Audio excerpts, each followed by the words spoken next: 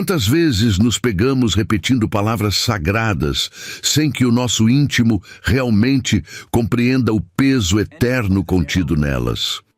No Evangelho segundo Mateus, capítulo 7, versículo 21, Jesus profere uma das advertências mais cortantes e desconfortáveis de todo o seu ministério terreno, ao declarar que nem todo aquele que o chama de Senhor entrará no reino dos céus. Perceba que o Mestre não está direcionando esse alerta aos ateus convictos, aos pagãos da antiguidade ou àqueles que abertamente rejeitavam a sua mensagem pelas ruas da Galileia. Ele fala diretamente para aqueles que frequentavam as reuniões, que conheciam os rituais e que tinham a linguagem religiosa na ponta da língua. Entenda uma coisa: a repetição de um título honorífico pode facilmente se transformar em um anestésico para a consciência humana, criando uma falsa sensação de segurança espiritual, que se baseia apenas em palavras vazias. Será que a nossa adoração dominical tem sido apenas um reflexo mecânico de um vocabulário aprendido? Ou ela nasce de uma transformação real, operada no mais profundo do nosso ser?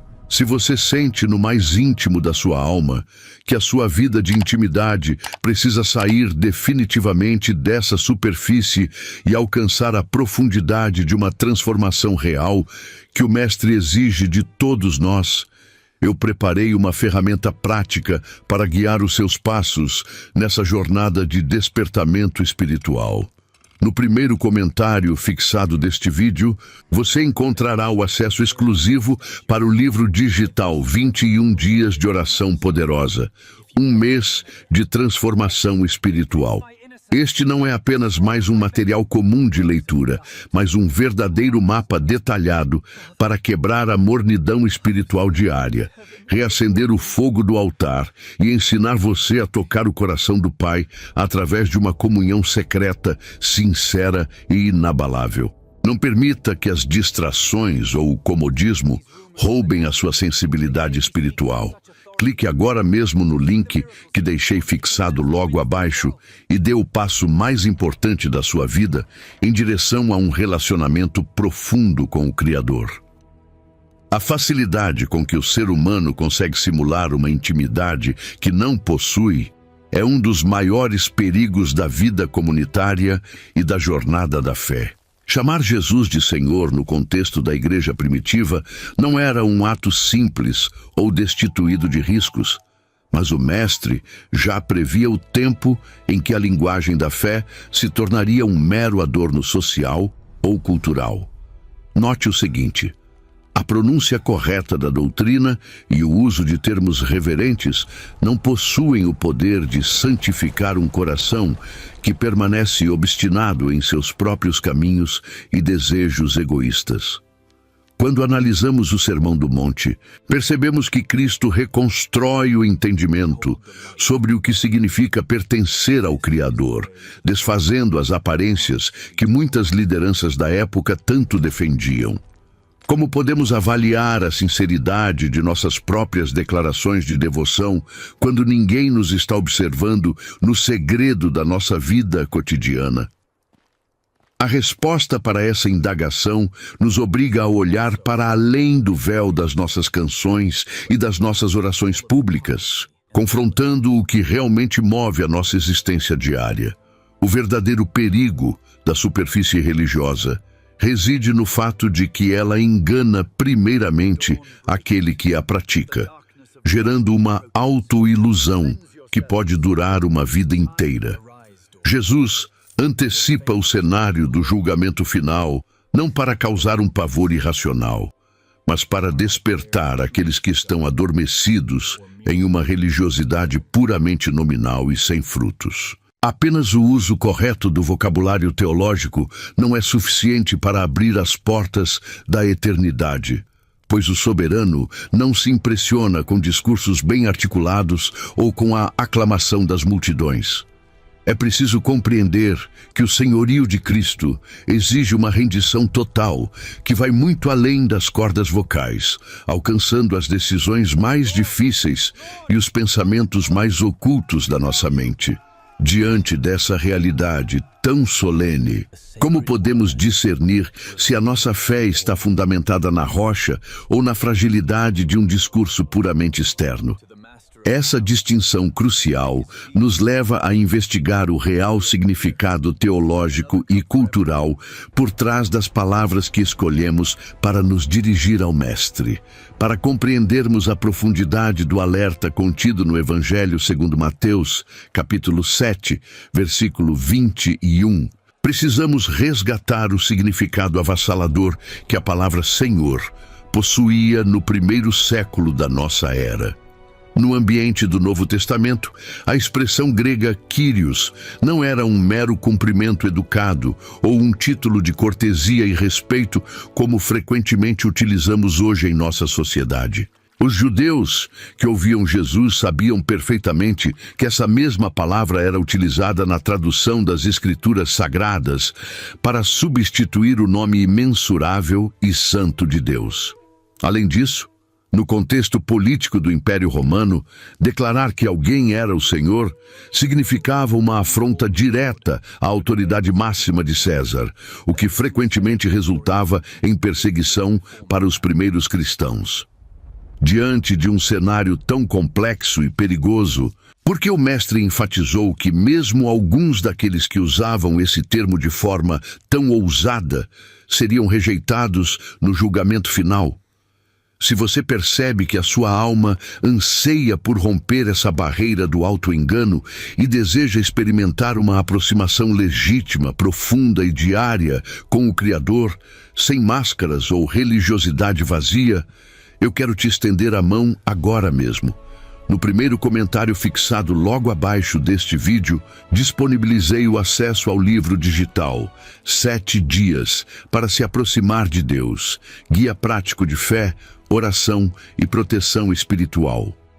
Este não é um livro de teorias frias, mas um roteiro espiritual intensivo, projetado especificamente para blindar a sua mente contra as forças que tentam te afastar do Pai, renovar a sua fé e estabelecer uma ponte inabalável de intimidade com o Altíssimo. Não adie o resgate da sua vida espiritual para amanhã. Clique no link do primeiro comentário fixado agora e comece hoje mesmo a trilhar o caminho da verdadeira transformação e proteção divina. Note o seguinte: o uso do termo implicava uma submissão absoluta e incondicional da vida de um servo ao seu dono legal, onde a vontade do subordinado era totalmente alinhada aos desejos do seu mestre. Quando os discípulos chamavam Jesus por esse título, eles estavam teoricamente reconhecendo que suas vidas, seus bens, seus futuros e suas famílias pertenciam inteiramente ao carpinteiro de Nazaré. No entanto, o alerta de Cristo nos mostra que é plenamente possível adotar uma linguagem de submissão radical, enquanto o coração permanece secretamente governando o próprio destino. Entenda uma coisa: o erro daqueles que serão rejeitados não estava na teologia da palavra que proclamavam, pois Jesus, de fato, é o Senhor de todas as coisas. O equívoco fatal estava na desconexão completa entre a grandiosidade do título professado e a mediocridade de uma vida que se recusava a se dobrar diante da soberania divina. Essa constatação nos força a refletir sobre a maneira como o ambiente cultural e religioso do nosso tempo tem esvaziado o significado profundo dessa proclamação milenar. Muitas vezes, transformamos o senhorio de Cristo em uma espécie de parceria comercial ou em um selo de aprovação para os nossos projetos pessoais e ambições humanas. Será que quando nos ajoelhamos e pronunciamos essa palavra, estamos dispostos a aceitar as implicações de pertencermos inteiramente a outro, ou estamos apenas buscando os benefícios de sua proteção? A severidade do ensinamento de Jesus nos lembra que Deus não aceita divisões em sua soberania e que o reconhecimento de sua autoridade precisa ser integral.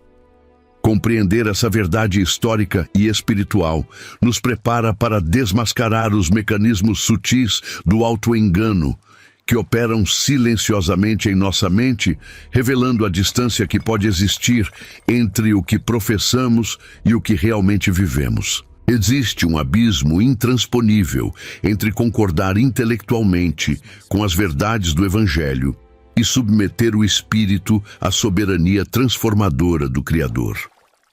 No livro da Epístola de Tiago, capítulo 2, versículo 19, o autor bíblico nos confronta severamente ao lembrar que até mesmo os demônios creem que Deus é um só e estremecem diante dessa certeza absoluta.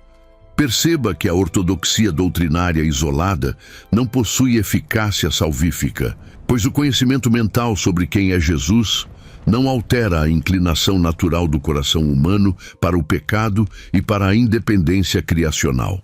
Quantos de nós passamos anos estudando as Escrituras, memorizando versículos e debatendo nuances teológicas complexas, enquanto a nossa alma permanece intocada pela graça que quebra o orgulho?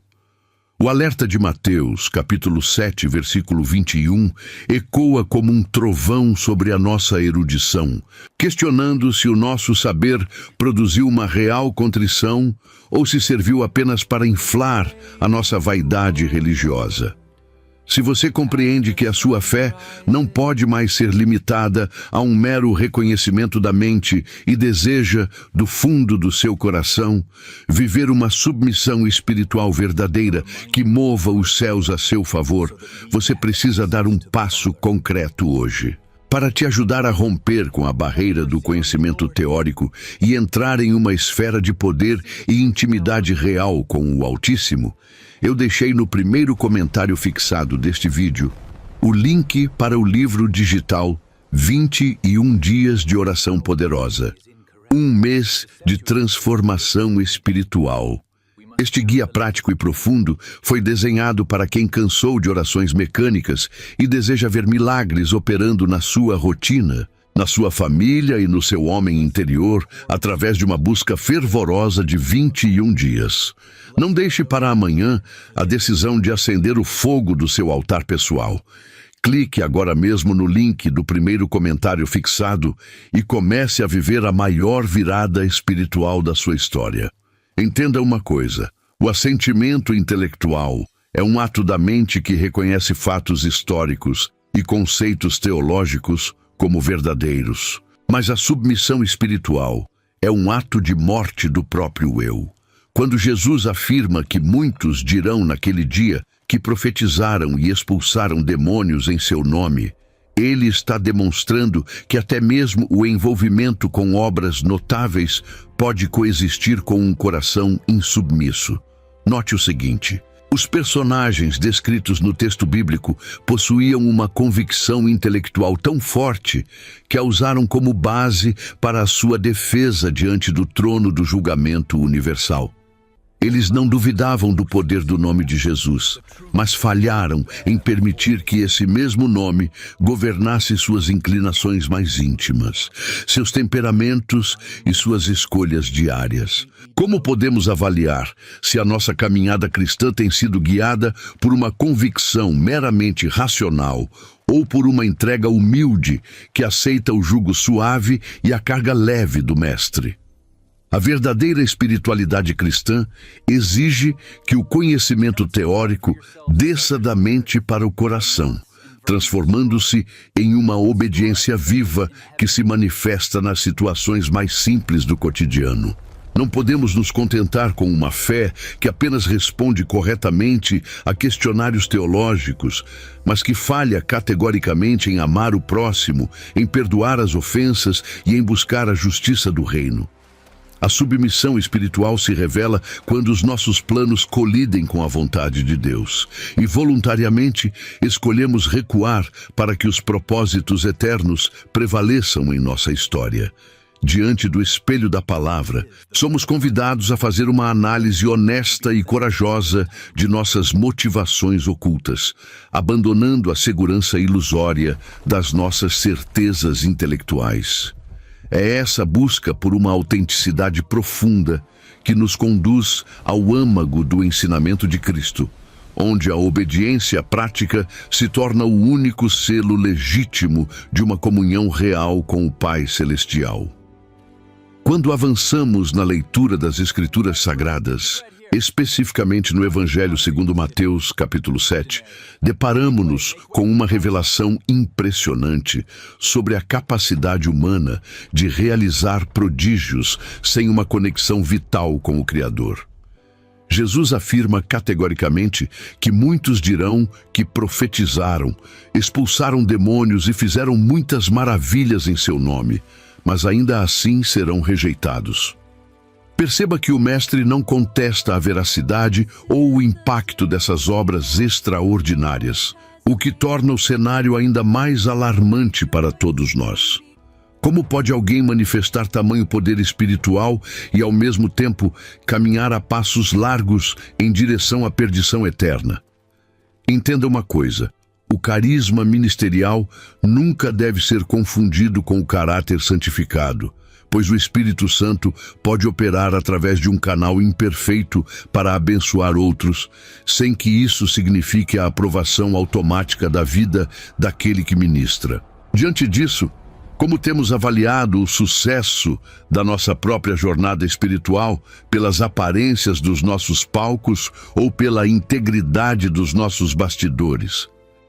Se você sente que a sua jornada corre o risco de ficar estagnada no mar das aparências e que as suas orações precisam urgentemente de um choque de poder e discernimento real para romper os céus, eu preparei algo que vai transformar completamente os seus bastidores com Deus. No primeiro comentário fixado deste vídeo, você vai encontrar o acesso direto para o livro digital 21 Dias de Oração Poderosa. Um mês de transformação espiritual. Este não é apenas um manual de leitura passiva, mas um guia de guerra teológica e espiritual desenhado especificamente para arrancar a mornidão, desmascarar o auto-engano e alinhar o seu coração com a vontade soberana do Pai. Não assista a esse alerta solene sem tomar uma atitude prática. Clique agora mesmo no link do primeiro comentário fixado e garanta o seu passaporte para viver 30 dias de um despertamento espiritual avassalador que mudará a sua história eterna. Note o seguinte: a busca por experiências sobrenaturais e por grandes feitos religiosos pode facilmente se transformar em uma cortina de fumaça que esconde uma alma profundamente rebelde. Os indivíduos descritos no texto bíblico estavam tão embriagados com a própria relevância e com o impacto público de suas ações que perderam a capacidade de autoavaliação. Eles se apresentaram diante do trono do julgamento, munidos de um currículo impecável de milagres, acreditando sinceramente que suas realizações os credenciavam para a eternidade. Será que nós também não corremos o risco de usar o nosso ativismo eclesiástico, as nossas lideranças e os nossos projetos sociais como uma justificativa para ignorar os pecados ocultos que estimamos secretamente? A admoestação de Cristo nos constrange a despir todas as nossas medalhas religiosas e a reconhecer que nenhum milagre exterior pode substituir a necessidade urgente de uma transformação interior que nos submeta à soberania divina. A grande ilusão das obras extraordinárias reside na falsa premissa de que a eficácia espiritual é sinônimo de aprovação celestial, um erro que tem conduzido multidões ao auto-engano ao longo dos séculos. Quando o poder de Deus se manifesta através de alguém, a glória pertence exclusivamente ao Senhor, mas o instrumento humano muitas vezes se apropria dessa glória para alimentar o seu próprio orgulho espiritual. É fundamental compreendermos que o reino dos céus não é um sistema meritocrático baseado na quantidade de prodígios acumulados, mas um ambiente de relacionamento íntimo com o Pai. Por que insistimos em medir a nossa espiritualidade pela grandiosidade das nossas realizações visíveis aos olhos humanos, enquanto negligenciamos o cultivo de um coração humilde e contrito? Esta constatação nos obriga a mudar o foco de nossa atenção das manifestações externas do poder para a busca sincera por uma vida que reflita a verdadeira essência do ensinamento de Cristo.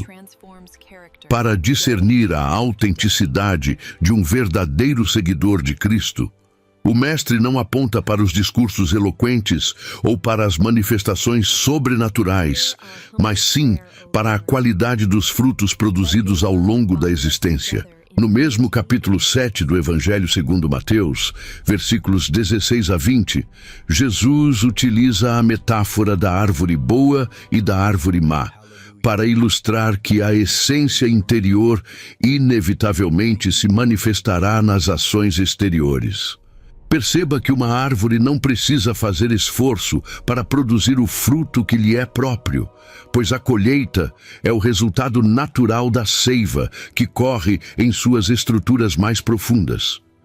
Se a nossa vida espiritual não gera amor, alegria, paz, paciência, amabilidade, bondade, fidelidade, mansidão e domínio próprio, de que valem as nossas belas confissões de fé aos domingos, entenda uma coisa: a ausência de frutos de justiça é o indicador mais claro de que a raiz da nossa existência não está bebendo da fonte da graça eterna. Se você reconhece que a sua árvore espiritual precisa parar de apenas exibir folhas verdes e aparências vazias, e deseja profundamente que os frutos verdadeiros do Espírito brotem na sua vida diária, você precisa de uma chave prática para transformar a sua rotina de comunhão. Foi pensando exatamente em levar você a essa colheita espiritual profunda que eu disponibilizei, no primeiro comentário fixado deste vídeo, o acesso exclusivo ao livro digital 21 Dias de Oração Poderosa, um mês de transformação espiritual. Este guia vai arrancar a esterilidade da sua vida devocional, conduzindo os seus passos, dia após dia, até o lugar secreto onde a seiva da graça divina verdadeiramente renova o caráter e manifesta o poder do Altíssimo. Não se contente com uma espiritualidade sem frutos. Clique agora mesmo no link do primeiro comentário fixado e comece a viver o mês mais impactante e transformador da sua história com o Senhor. Note o seguinte: o fruto espiritual não se desenvolve no ambiente controlado dos templos, mas nas pressões e nos conflitos da nossa rotina diária no lar, no trabalho e na sociedade. É muito fácil simular uma santidade impecável quando estamos cercados por pessoas que compartilham da nossa mesma fé e nos aplaudem por nossas virtudes aparentes. No entanto, a verdadeira árvore se revela quando somos confrontados pela ofensa, pela injustiça, pela escassez ou pela contrariedade, momentos em que a nossa reação imediata expõe o que realmente governa o nosso coração. Como podemos afirmar que Jesus é o nosso Senhor se diante da menor provocação agimos com ira, amargura, soberba e desejo de vingança? O chamado do Evangelho nos direciona para uma consistência ética e moral que não depende da observação de terceiros, mas que flui da consciência constante de que vivemos diante dos olhos do Deus Altíssimo. A maturidade espiritual se consolida quando compreendemos que o processo de frutificação exige tempo, poda constante e uma paciência perseverante que resiste às estações mais difíceis da vida. O Pai Celestial, como um agricultor zeloso, remove todo ramo que não dá fruto e limpa o que dá fruto para que produza ainda mais, conforme nos ensina o Evangelho segundo João, capítulo 15. Muitas vezes nos rebelamos contra as provações e os tratamentos divinos que visam arrancar o nosso egoísmo, sem perceber que são justamente essas interventions dolorosas que nos capacitam a manifestar o caráter de Cristo. Será que estamos dispostos a nos submeter ao processo de lapidação do Espírito Santo? Ou preferimos manter as nossas folhas verdes e vistosas sem qualquer compromisso com uma colheita real? Ao abraçarmos a necessidade de gerar frutos permanentes, somos conduzidos a investigar a natureza do relacionamento que o Mestre espera ter conosco. Um vínculo que vai muito além do conhecimento superficial. A expressão mais dolorosa e definitiva de todo o Novo Testamento é proferida por Jesus quando ele declara aos religiosos autossuficientes que nunca os conheceu, ordenando que se afastem de sua presença. Para compreendermos a magnitude dessa afirmação no texto de Mateus, capítulo 7, versículo 23, precisamos entender que a palavra conhecer, tanto no Antigo quanto no Novo Testamento, denota uma intimidade profunda e mútua, semelhante à aliança matrimonial. Perceba que Cristo não está alegando ignorância intelectual sobre a existência ou as atividades daquelas pessoas, pois ele sabe perfeitamente quem elas são e o que fizeram. O Mestre está revelando que, apesar de todo o envolvimento eclesiástico delas, nunca existiu um momento de entrega sincera, de comunhão secreta e de conhecimento recíproco entre o Criador e a criatura. Como podemos suportar a ideia de passar uma vida inteira dedicando esforços a uma religião sem nunca termos experimentado a doçura de sermos conhecidos e amados pelo Salvador?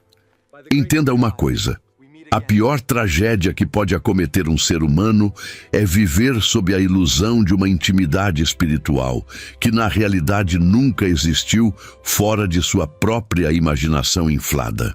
Aqueles que batem a porta na eternidade, alegando intimidade baseada em suas funções estruturais, descobrem tarde demais que o reino de Deus valoriza a comunhão secreta acima da performance pública. Note o seguinte: Jesus não diz que os conheceu em algum momento e depois os esqueceu, mas afirma taxativamente que nunca os conheceu. O que significa que aquela religiosidade sempre foi uma farsa oca desde o seu primeiro dia. Quantas vezes investimos mais tempo cuidando da nossa reputação diante dos homens do que cultivando a nossa vida de oração e quebrantamento no quarto, com a porta fechada? A admoestação pastoral do Mestre serve como um despertamento urgente para que busquemos uma fé autêntica, onde a nossa alma se apresente nua e transparente diante daquele que tudo vê. A verdadeira intimidade com o Senhor se constrói no silêncio do devocional, na escolha voluntária pela obediência quando ninguém está olhando e no choro sincero de arrependimento que reconhece a nossa total dependência da graça. Não podemos nos contentar com uma vida cristã de segunda mão, que se apoia apenas na experiência dos outros, na sabedoria dos pastores ou na empolgação dos grandes eventos litúrgicos. Será que o nosso nome é reconhecido nos céus como alguém que caminha diariamente com o Pai? Ou somos apenas espectadores distantes que aprenderam a imitar os gestos dos verdadeiros discípulos? O veredicto final de Cristo nos convida a abandonar as máscaras da hipocrisia religiosa enquanto ainda há tempo, buscando o Senhor enquanto Ele se pode achar e invocando-o enquanto está perto. Essa busca por uma comunhão genuína nos prepara para compreender o terrível conceito da iniquidade disfarçada, que opera mesmo nos ambientes que consideramos mais sagrados. O veredito final de Cristo contra os religiosos autossuficientes culmina em uma expressão que desmascara a verdadeira natureza de suas ações. Apartai-vos de mim, vós que praticais a iniquidade.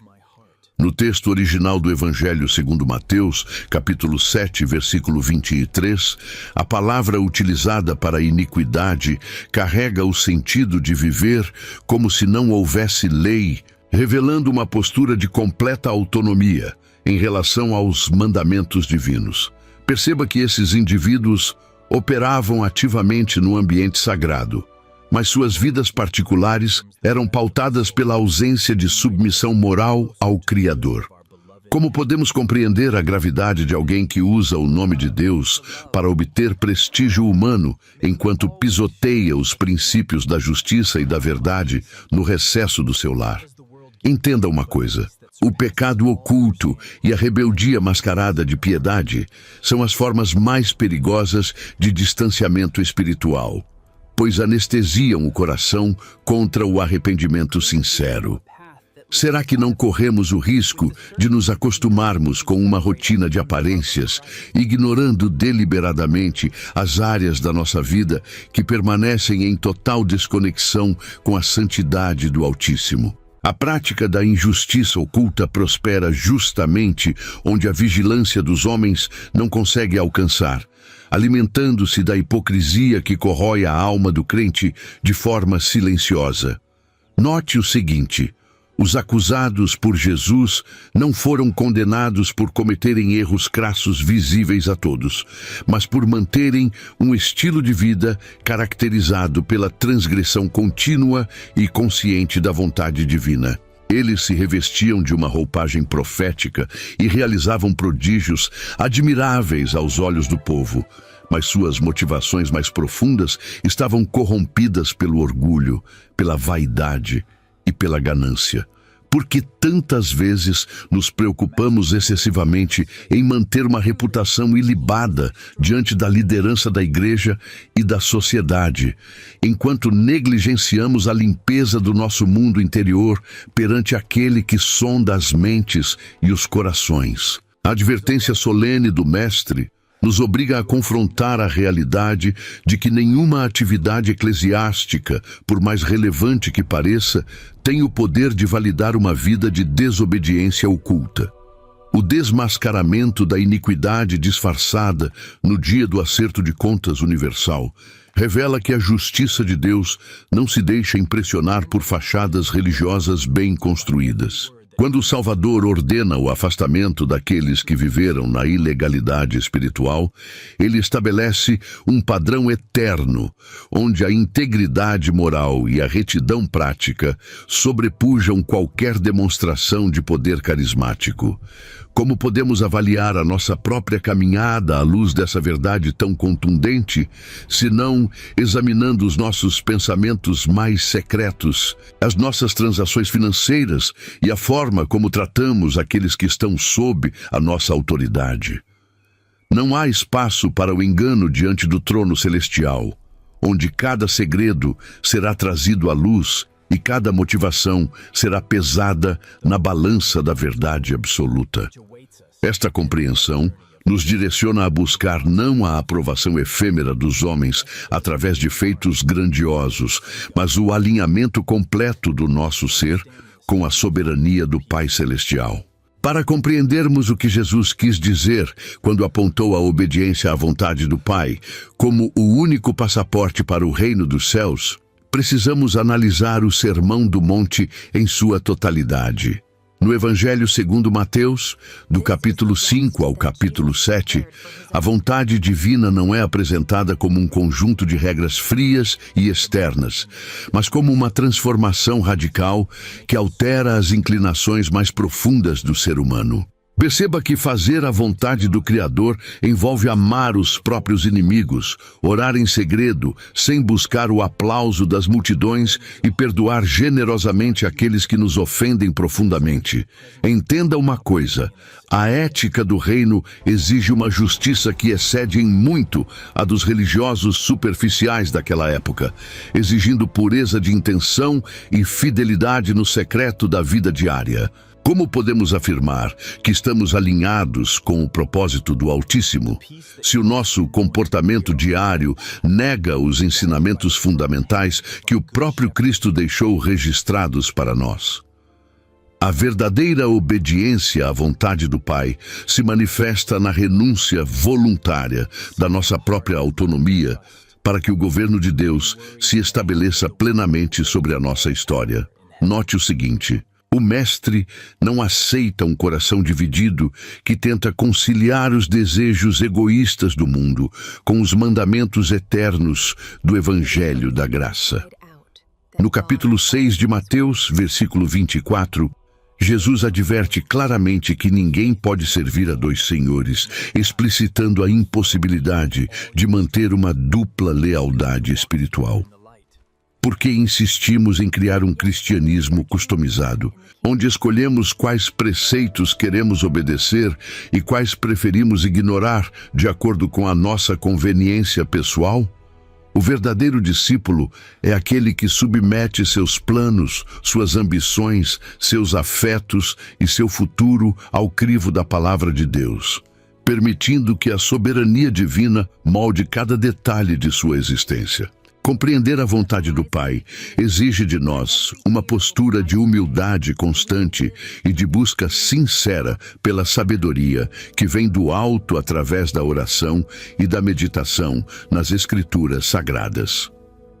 Essa busca não visa o acúmulo de conhecimento teológico para debates estéreis, mas a aplicação prática do amor, da misericórdia e da justiça em todas as nossas relações interpessoais. Será que as nossas decisões cotidianas refletem o desejo genuíno de honrar o nome do Senhor? Ou estamos apenas buscando o nosso próprio conforto e bem-estar material acima de tudo? A resposta a essa pergunta define se somos apenas ouvintes esquecidos da palavra ou praticantes zelosos que estão construindo uma história com relevância eterna.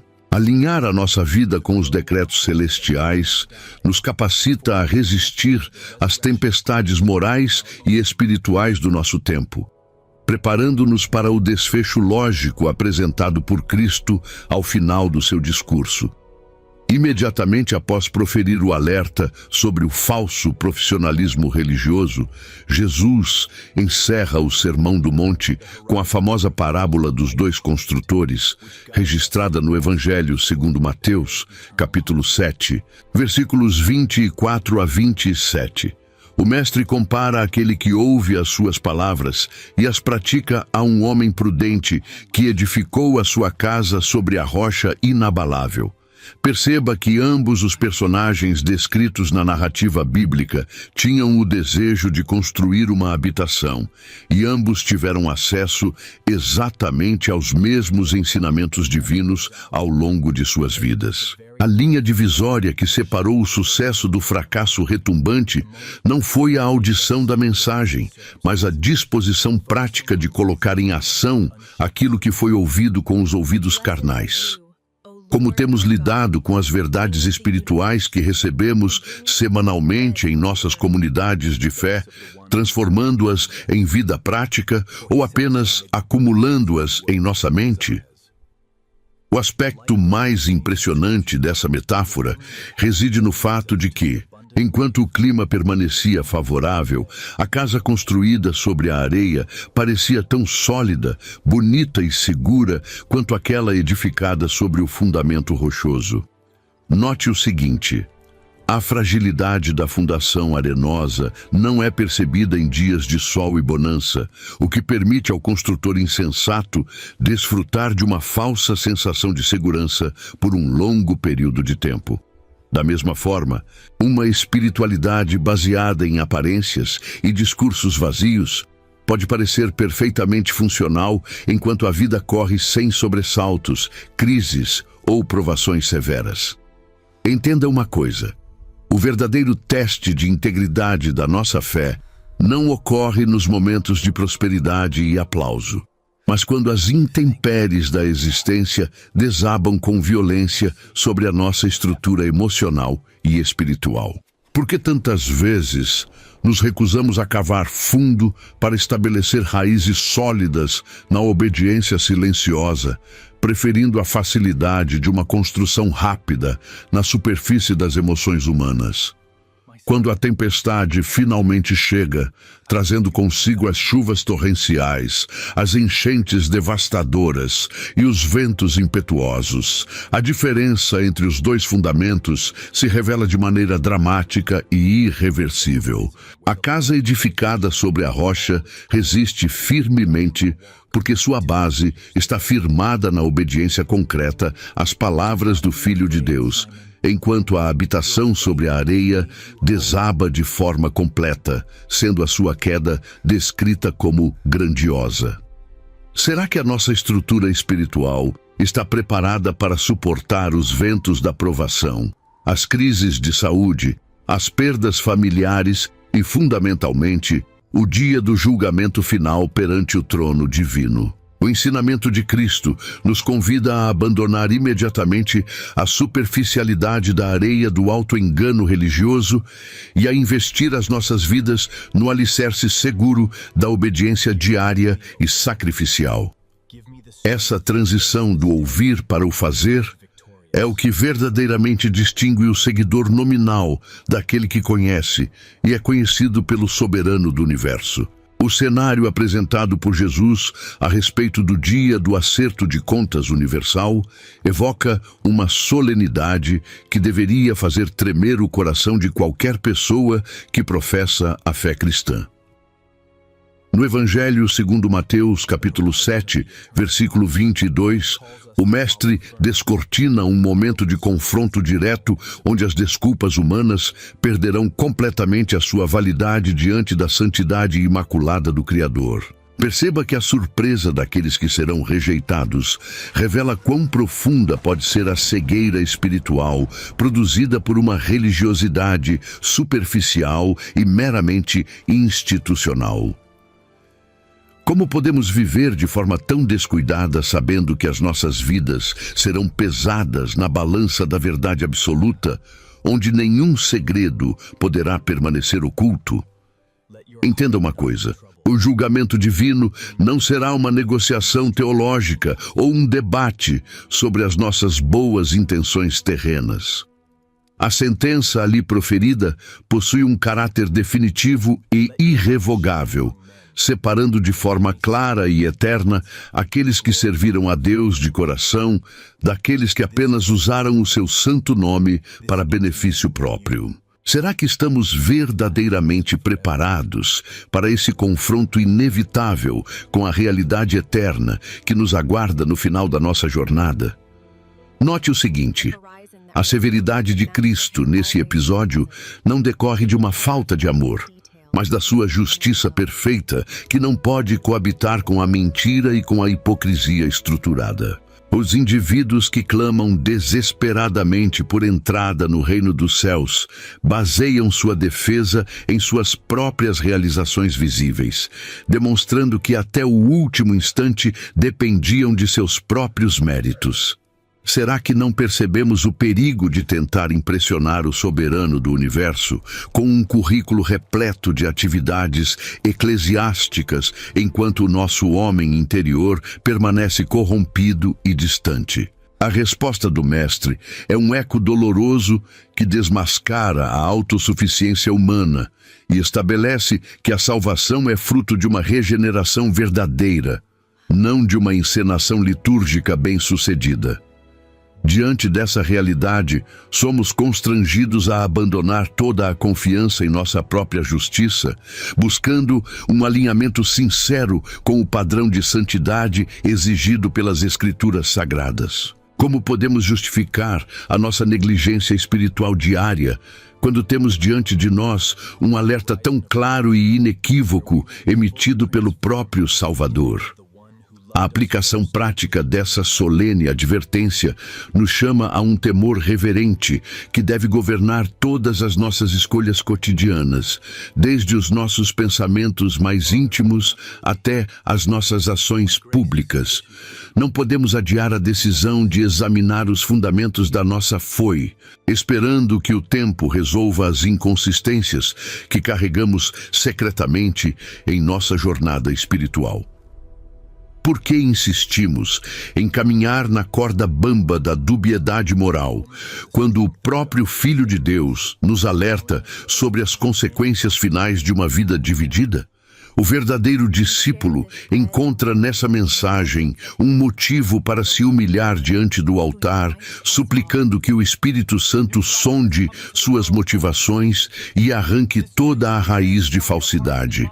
É esse temor salutar que nos preserva da tragédia da rejeição final, conduzindo-nos a uma busca incessante por uma vida que glorifique ao Pai em espírito e em verdade. Será que permitiremos que as distrações passageiras deste mundo obscureçam a nossa visão da eternidade e nos afastem do caminho estreito da obediência? Diante do perigo iminente do auto-engano que Jesus expõe no Sermão do Monte, a prática do autoexame constante se torna uma ferramenta indispensável para a preservação da saúde espiritual. Na segunda epístola aos Coríntios, capítulo 13, versículo 5, o apóstolo Paulo reforça essa necessidade ao ordenar que os crentes examinem a si mesmos para verificar se realmente permanecem na fé genuína.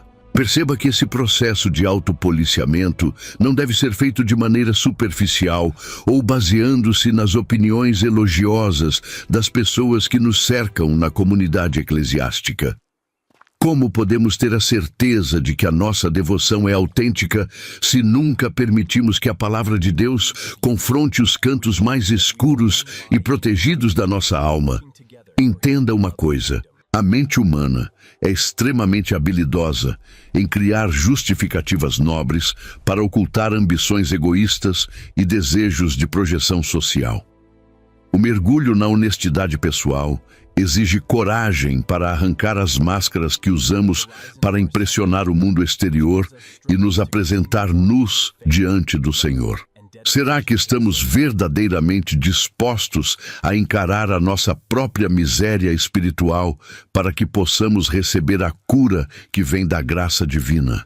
Note o seguinte: quando realizamos esse inventário espiritual, precisamos questionar não apenas o que estamos fazendo para o reino de Deus, mas principalmente os motivos pelos quais realizamos essas obras. Se a nossa pregação, o nosso louvor ou o nosso serviço comunitário visam, ainda que de forma inconsciente, o reconhecimento humano e o aplauso dos homens, já recebemos a nossa recompensa terrena.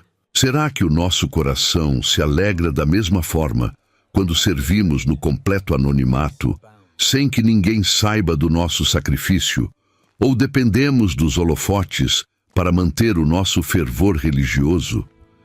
A admoestação de Cristo nos lembra que as ações mais espetaculares perdem todo o valor diante do trono se forem motivadas pela vaidade ou pela busca de poder espiritual. Purificar as intenções é um trabalho diário que exige a mortificação do ego e a submissão voluntária dos nossos planos ao crivo purificador do Espírito Santo. Como podemos purificar as nossas mãos se nos recusamos a admitir o orgulho que tantas vezes contamina os nossos atos mais piedosos? O exercício do autopoliciamento da alma nos conduz a um estado de vigilância ativa, onde aprendemos a detectar os primeiros sinais de mornidão e de formalismo religioso em nossa rotina. Não podemos permitir que a repetição mecânica de práticas devocionais substitua o quebrantamento genuíno e a fome real pela presença do Deus vivo. Por que nos contentamos com a aprovação externa de líderes e irmãos na fé, se o nosso relacionamento secreto com o Pai está em ruínas e desprovido de qualquer intimidade? A verdadeira transformação ocorre quando escolhemos a retidão no secreto, escolhendo agradar aquele que vê no oculto e que recompensará cada atitude baseada na sinceridade do coração. Ao cultivarmos essa disciplina espiritual, blindamos a nossa mente contra as ilusões do falso profissionalismo religioso, estabelecendo uma caminhada sólida e firmada na verdade do Evangelho. De que servirá conquistar a admiração de multidões inteiras, se no final da nossa trajetória formos considerados desconhecidos pelo soberano do universo? Uma das armadilhas mais sutis e eficientes do cenário religioso contemporâneo É a substituição da comunhão íntima com Deus por uma agenda sobrecarregada de atividades eclesiásticas. É plenamente possível passar os 7 dias da semana envolvido em reuniões de liderança, ensaios de música, visitas pastorais e projetos de assistência social, enquanto a alma definha por falta de alimento espiritual verdadeiro. Perceba que os personagens rejeitados em Mateus, capítulo 7, versículo 22, era composto por indivíduos extremamente ativos em suas respectivas comunidades, exibindo uma folha de serviços invejável. Como podemos nos proteger da ilusão de que o trabalho que realizamos para o Senhor substitui a necessidade vital de passarmos tempo nos pés do próprio Senhor? Entenda uma coisa. O ativismo desprovido de devoção pessoal cria uma fachada de maturidade que desmorona facilmente diante das crises morais e das tempestades existenciais. Será que a nossa insistência em fazer tantas coisas para Deus não é uma tentativa inconsciente de fugir do silêncio confrontador do lugar secreto? Note o seguinte. Deus não busca funcionários eficientes para gerenciar as estruturas de sua igreja, mas filhos apaixonados que anseiam por sua presença e que andam em obediência filial. Quando a nossa identidade espiritual passa a depender dos cargos que ocupamos, dos títulos que exibimos ou do impacto público do nosso ministério, estamos construindo sobre a areia movediça do orgulho humano. Será que compreendemos que o sucesso visível de uma obra eclesiástica pode coexistir com a falência espiritual absoluta daquele que a lidera nos bastidores da vida privada? O alerta contido nas Escrituras Sagradas funciona como um freio de emergência para a nossa correria ministerial, convidando-nos a reavaliar as prioridades da nossa existência. A prioridade do reino sempre será o ser antes do fazer, pois as nossas realizações para o Criador devem ser apenas o transbordamento natural de uma vida que se desenvolve na intimidade. Como pretendemos dar frutos permanentes para o reino dos céus, se a nossa videira está secando por falta de conexão com a verdadeira fonte de vida? Para romper com o ciclo destrutivo do ativismo estéril, precisamos resgatar o valor do silêncio, da solitude e da meditação contemplativa nas verdades eternas contidas na Palavra de Deus. Devemos aprender a fechar a porta do nosso quarto, desligar as distrações do mundo moderno e nos apresentar diante do Pai sem nenhuma cobrança de desempenho ou necessidade de impressionar. Por que continuamos a gastar as nossas energias na manutenção de uma reputação religiosa impecável, enquanto negligenciamos o cultivo de um coração manso, humilde e verdadeiramente compassivo? A correção de rumo exige de nós a coragem de dizer não a certas demandas externas, para garantir que o nosso altar pessoal permaneça aceso com o fogo do primeiro amor. Somente quando a nossa devoção particular recuperar a sua primazia sobre as nossas atividades públicas, é que seremos capazes de produzir frutos permanentes que resistirão ao fogo do julgamento divino. Será que estamos dispostos a abrir mão do aplauso imediato dos homens, em troca da aprovação silenciosa e eterna do nosso Pai Celestial? A dependência cega das estruturas denominacionais e das tradições herdadas de nossos antepassados tem sido o refúgio ilusório de muitos que se consideram salvos. No Evangelho segundo Mateus, capítulo 7, versículo 21, somos confrontados com a dura realidade de que pertencer a uma instituição respeitada não garante a nossa inscrição no livro da vida. Perceba que os judeus daquela época confiavam plenamente em sua linhagem abraâmica, acreditando que o simples fato de nascerem dentro da aliança externa os pouparia do julgamento divino. Quantos de nós hoje cometemos o mesmo erro crasso ao colocar a nossa segurança eterna no nome da nossa igreja, no tempo de batismo, ou nos cargos eclesiásticos que nossos pais ocuparam. Entenda uma coisa: o Senhor não avalia as almas com base em estatísticas de membresia ou em registros clericais humanos. Será que a nossa confiança está depositada na eficácia de uma tradição religiosa puramente terrena ou na eficácia transformadora do sacrifício de Cristo em nossa história pessoal? Essa reflexão nos obriga a descer dos pedestais institucionalizados para buscar um encontro real com a verdade. Note o seguinte: os rituais externos e a liturgia formal servem frequentemente como um escudo psíquico que nos protege da necessidade de uma verdadeira contrição perante o Criador. É perfeitamente possível dominar todas as regras de etiqueta de uma comunidade, participar de todas as festividades sagradas e ainda assim manter uma alma completamente impermeável à voz do Espírito Santo. Como podemos nos orgulhar de uma fidelidade institucionalizada se nos bastidores da nossa existência somos governados pela soberba, pela maledicência e pela total falta de misericórdia para com os necessitados?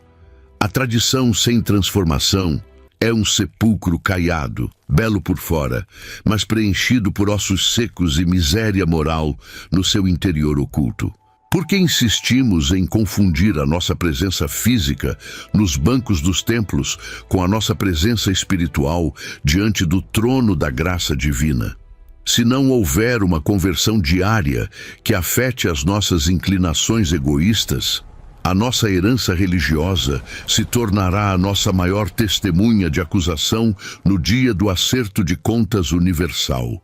O convite de Jesus no Sermão do Monte visa desestruturar essas falsas certezas que nos acalentam e nos impedem de experimentar a verdadeira regeneração espiritual. O verdadeiro pertencimento ao reino dos céus não se transmite por hereditariedade biológica ou por aclamação institucional, mas por uma aliança de sangue selada no Calvário e demonstrada em vida prática. Como podemos adormecer em paz, sabendo que a nossa religiosidade pode ser apenas uma repetição mecânica de costumes sociais aceitáveis em nosso meio? É preciso romper com o comodismo de uma fé de segunda mão que se apoia nas virtudes alheias e na segurança de uma redoma eclesiástica confortável. Diante do espelho da palavra, somos chamados a rasgar os nossos corações e não as nossas vestes, abandonando as muletas das formalidades humanas. Essa quebra de paradigmas nos prepara para compreender o contraste gritante entre a facilidade dos caminhos oferecidos pelo mundo e a exigência do caminho proposto pelo Salvador. No mesmo discurso memorável do Sermão do Monte, no Evangelho segundo Mateus, capítulo 7, versículos 13 e 14, o Divino Mestre estabelece uma distinção clara entre duas trajetórias possíveis para a existência humana. Existe uma porta larga e um caminho espaçoso que atrai as multidões devido à ausência de restrições morais, de renúncias pessoais e de confrontos com o nosso próprio orgulho. Perceba que a religiosidade superficial funciona como uma modalidade sutil desse caminho largo, pois permite ao indivíduo manter as suas paixões mundanas enquanto exibe uma capa de piedade exterior. Quantos andam por essa estrada facilitada, acreditando que as suas orações repetitivas e as suas contribuições financeiras são suficientes para aplacar a justiça do Deus Altíssimo? Entenda uma coisa: o caminho estreito exige a perda total do controle sobre as nossas próprias escolhas, demandando que tomemos a nossa cruz diariamente para seguir as pegadas do Filho de Deus. Será que temos escolhido o conforto de uma fé customizada que não nos custa nada? Ou temos abraçado a exigência de uma caminhada sacrificial que transforma o nosso caráter? Note o seguinte: a porta larga da religiosidade performática é imensamente atraente porque oferece recompensas imediatas na forma de aplausos, reconhecimento e status social dentro da comunidade. É muito mais simples simular dons extraordinários e proferir discursos eloquentes do que mortificar as obras da carne no recolhimento silencioso da nossa vida familiar. Como podemos afirmar que estamos trilhando a senda da salvação se as nossas atitudes diárias revelam um desejo incessante de sermos vistos, exaltados e servidos pelos outros? A cruz não é um adorno teológico para ser exibido em correntes de ouro, mas um instrumento de execução onde o nosso velho homem precisa morrer para que Cristo viva em nós. Por que fugimos com tanto pavor das podas necessárias e das tribulações que o Senhor envia para provar a qualidade da nossa fé no crisol da obediência? A recusa em caminhar pelo atalho estreito da santidade nos conduz inevitavelmente àquela assustadora realidade descrita por Jesus, onde as obras impressionantes revelam-se vazias de amor real. A caminhada pelo caminho estreito exige de nós um despojamento contínuo de bagagens desnecessárias, como a autossuficiência moral, o rancor guardado e a vaidade espiritual que infla o nosso ser. Cada passo nessa trilha apertada nos aproxima da dependência absoluta da graça divina, fazendo-nos reconhecer que sem a iluminação do alto somos totalmente incapazes de agradar ao Pai. Como podemos avaliar a largura do caminho que estamos trilhando, se não pela quantidade de renúncias voluntárias que fazemos por amor ao Evangelho da paz? Não há espaço para a duplicidade de caráter nessa jornada que conduz à vida eterna, pois a santidade do Senhor exige uma dedicação exclusiva e sem reservas. É tempo de reavaliarmos a rota da nossa existência com coragem e honestidade, abandonando as facilidades da via espaçosa que conduz à destruição final da alma. Essa escolha consciente pelo caminho da cruz nos prepara para vivenciar a verdadeira restauração que o arrependimento sincero pode operar em nossa história. Apesar da gravidade do alerta contido no Evangelho segundo Mateus, capítulo 7, versículo 21, a mensagem de Cristo não visa nos empurrar para o abismo do desespero, mas sim nos guiar ao caminho do arrependimento verdadeiro. Na primeira epístola de João, capítulo 1, versículo 9, a promessa eterna nos assegura que se confessarmos os nossos pecados, Ele é fiel e justo para nos perdoar e nos purificar de toda a injustiça. Perceba que o reconhecimento sincero da nossa hipocrisia e das nossas falhas ocultas é o primeiro passo crucial para a cura da nossa alma adoecida pela aparência.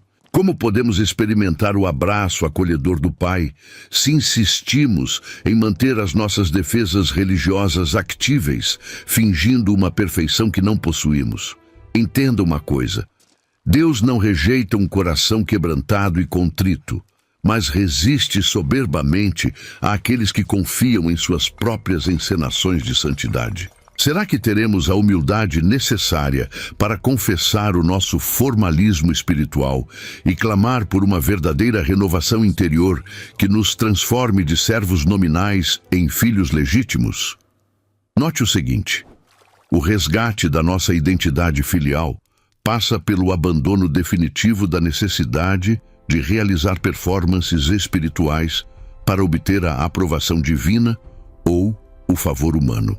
Quando compreendemos que fomos amados e aceitos mediante os méritos exclusivos de Cristo, cessa em nós a urgência de usar o ativismo religioso como moeda de troca celestial. Como podemos desfrutar da liberdade dos filhos de Deus se ainda vivemos aprisionados pelo medo do julgamento ou pelo orgulho de nossas realizações ministeriais extraordinárias? A verdadeira espiritualidade floresce quando o nosso serviço ao reino deixa de ser uma obrigação para barganhar bênçãos e se torna uma expressão espontânea de gratidão e amor transbordante. Por Por que continuamos a mendigar a admiração das multidões, se o olhar do Pai Celestial já repousa sobre nós com afeição eterna no segredo do quarto?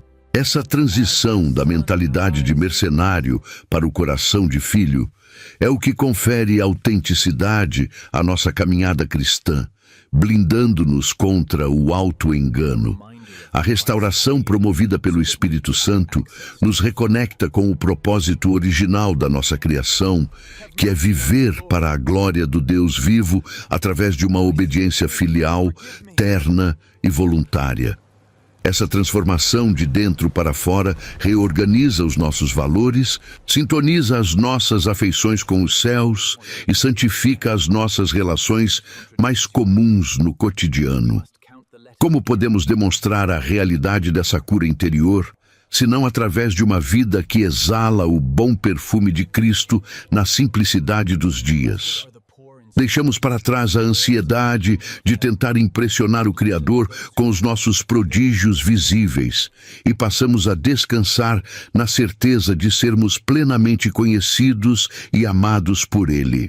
O alerta de Mateus deixa de ser uma ameaça de condenação e passa a ser um farol de misericórdia que nos aponta a direção certa da comunhão eterna.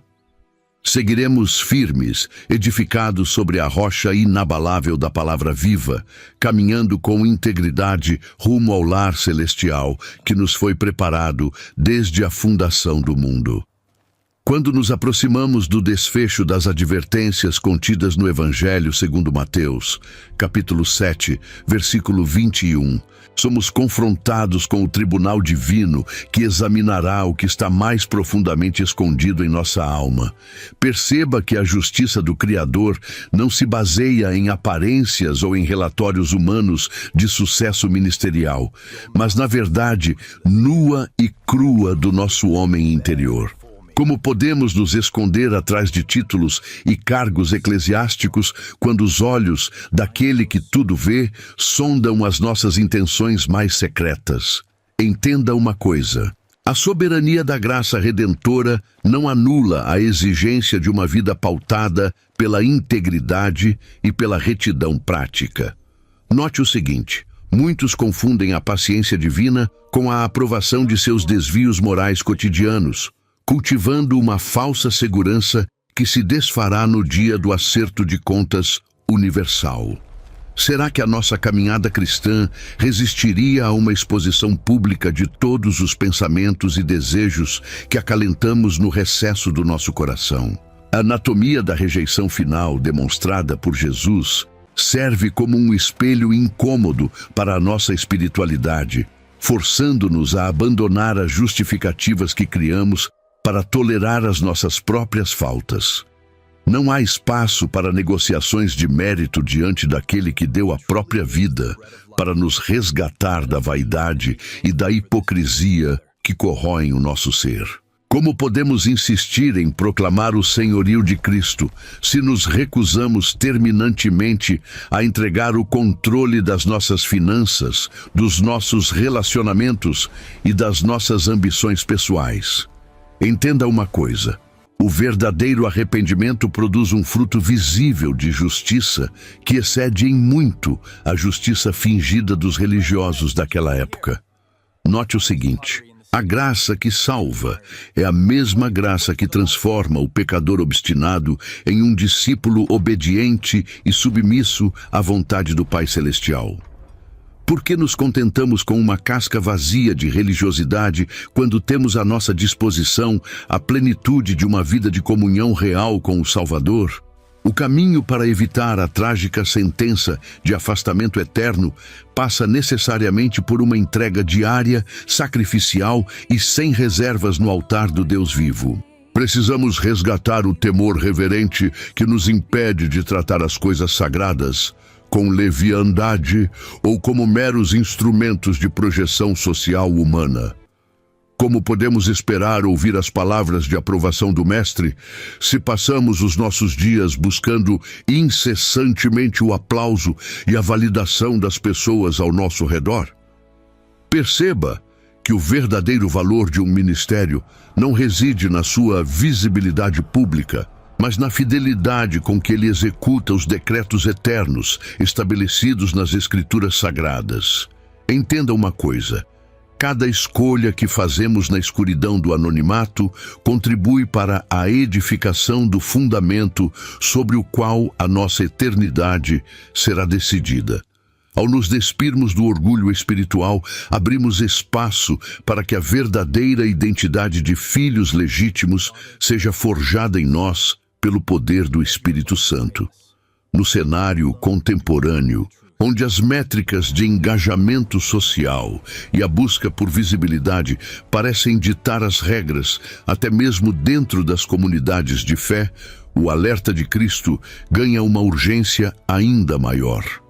Perceba que a facilidade com que podemos simular uma espiritualidade vibrante através de telas e discursos bem elaborados potencializa o perigo do auto-engano em nossa geração. Como podemos manter a nossa alma desperta se estamos constantemente embriagados pelas distrações passageiras e pelos aplausos efêmeros do mundo virtual? Entenda uma coisa: o Senhor não avalia o nosso nível de santidade pelo número de seguidores que possuímos ou pela beleza da nossa estética religiosa pública. Note o seguinte: a verdadeira vida com Deus desenvolve-se no silêncio do lugar secreto, onde nenhuma câmera pode registrar o nosso choro de contrição ou a nossa busca sincera por perdão. Será que a nossa devoção real resistiria se todos os holofotes humanos fossem permanentemente apagados da nossa trajetória? O grande desafio da modernidade reside em romper com o formalismo mecânico que transforma a liturgia sagrada em um mero produto de consumo emocional para as massas. Quantos frequentam os templos buscando apenas um alívio temporário para as suas crises existenciais, sem nenhum interesse em submeter as suas vontades ao governo soberano do Salvador? Como podemos proclamar que Jesus é o nosso mestre se as nossas decisões de consumo, os nossos posicionamentos éticos e o nosso vocabulário diário imitam os padrões da sociedade ao redor? Entenda uma coisa: o Evangelho da Cruz não aceita customizações para se adequar ao nosso conforto pessoal ou para poupar o nosso orgulho ferido pelas verdades bíblicas. Note o seguinte: a advertência contida no Evangelho segundo Mateus, capítulo 7, serve como um despertador espiritual para arrancar a nossa mente do sono letárgico da autossuficiência moral. É preciso coragem para nadar contra a correnteza do relativismo e abraçar a solidez dos mandamentos divinos que permanecem inalterados ao longo dos séculos. O despertar da consciência exige de cada um de nós uma postura de humildade intelectual e espiritual para reconhecer que necessitamos desesperadamente da misericórdia do Altíssimo. Não podemos nos apoiar nas conquistas do passado ou na reputação da nossa denominação religiosa como se fossem garantias automáticas de salvação eterna.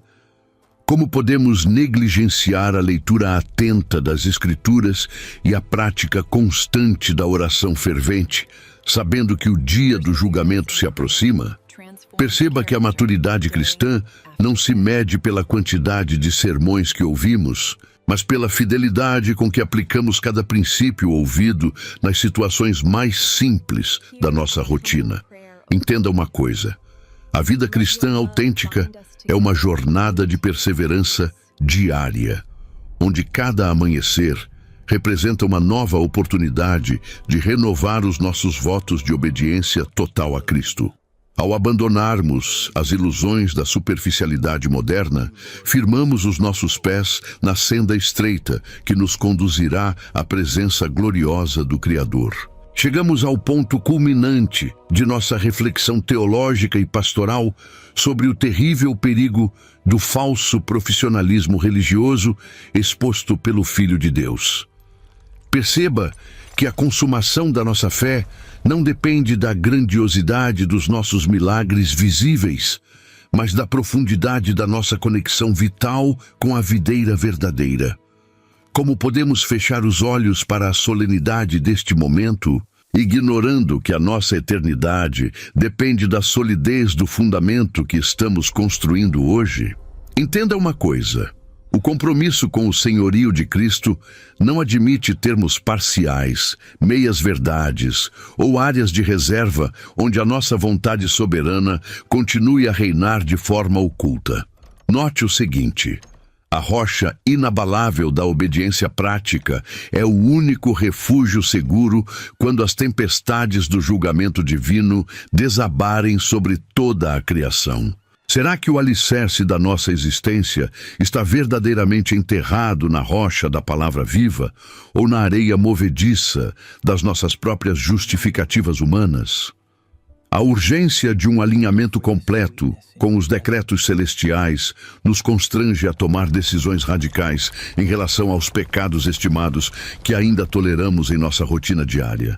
Não há mais tempo para adiar o acerto de contas com a nossa própria consciência perante o tribunal da palavra santa do Senhor. Como podemos continuar brincando de religiosidade quando o próprio Salvador emite um alerta tão cortante sobre a possibilidade de sermos considerados desconhecidos por Ele no final da nossa jornada? Entenda uma coisa: a intimidade com o Pai Celestial não se compra com ativismo eclesiástico ou com discursos eloquentes proferidos diante das multidões humanas. Note o seguinte: o verdadeiro seguidor de Cristo caminha em mansidão, carregando a sua cruz com alegria e permitindo que o caráter do Mestre seja esculpido em cada detalhe de sua personalidade. Que o temor do Senhor guarde a nossa mente contra o orgulho espiritual, preservando-nos na humildade que atrai a graça divina e repele a soberba destruidora. Concluímos esta jornada com o coração quebrantado e com o olhar fixo na eternidade, sabendo que a recompensa daqueles que fazem a vontade do Pai excede tudo o que podemos imaginar. Deixamos para trás as máscaras da hipocrisia, a vaidade das realizações extraordinárias sem amor e a falsa segurança das tradições puramente humanas que corrompem a sã doutrina. Como podemos expressar a nossa gratidão pela misericórdia que nos adverte antes do tempo, senão prostrando-nos diante do altar em total rendição espiritual? Perceba que o movimento do Evangelho continua aberto para todos os que desejam trocar a falsidade das aparências pela verdade libertadora de uma vida regenerada. Entenda uma coisa: ser conhecido por Deus é o maior privilégio que um ser humano pode alcançar nesta vida e na eternidade que nos aguarda após o último suspiro terreno. Caminharemos firmes, constantes e abundantes na obra do Senhor, sabendo que o nosso trabalho é sustentado na verdade absoluta de Cristo Jesus.